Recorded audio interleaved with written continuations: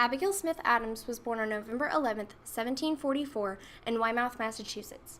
As a child, she was often sick, so she turned to reading and learning as entertainment. As she grew up, she realized she would never be allowed to study from the same inn as her brother, simply because she was a woman, and their education was not to be that of academia, but rather domestic chores. Because of this, she became an advocate for women's education.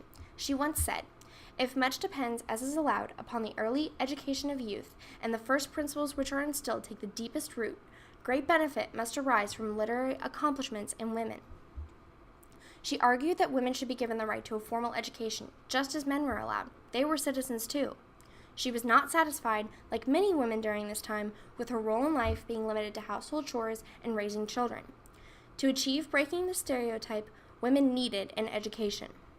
Furthering her advocacy for women's rights was her marriage to John Adams in 1764. Their marriage was filled with love and happiness, and of course, letter writing.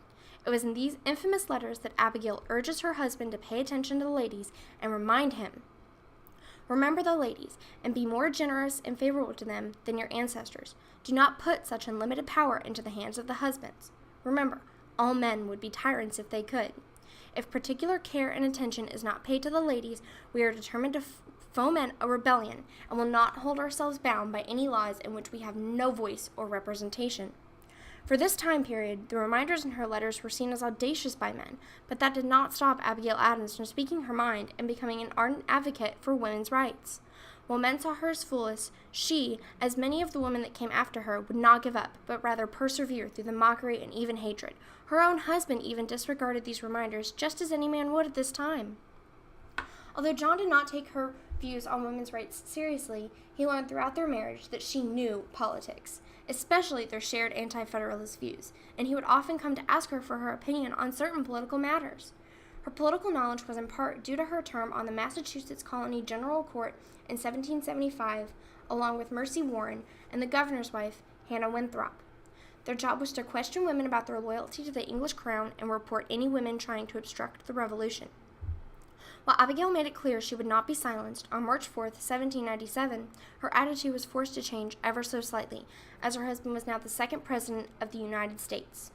Now the First Lady, every action Abigail took was in the public's eye. However, this did not deter her from advocating for women's equality and rights in society. She would plan parties, remind men that women are important members of society and deserve to be treated as such, and raise their 5 children throughout the entirety of her husband's 4-year term as president. She sought to remind men that they would not be here without women, once saying, "If we mean to have heroes, statesmen, and philosophers, we should have learned women." After John Adams' presidential term, the two lived in Quincy, Massachusetts for the rest of their lives. She continued to raise awareness as to the importance of women's rights to younger generations. Abigail Adams died on October 28, 1818, and is buried at the First Unitarian Church next to her husband and 2 of her sons. She did not live to see her son, John Quincy Adams, become the 6th President of the United States.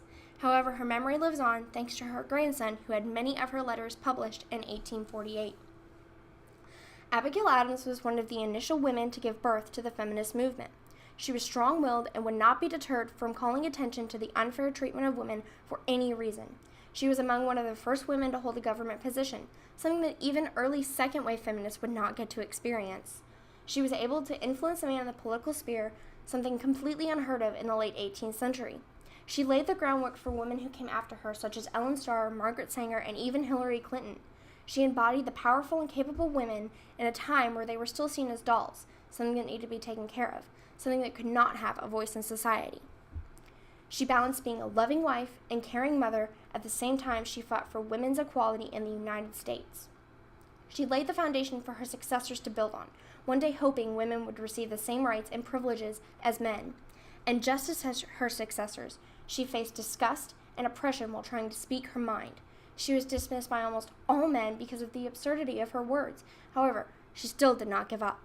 It is because of her adamant attitude towards women's rights, along with her influence on education and even the government, that she is honored on the International Honors Quilt.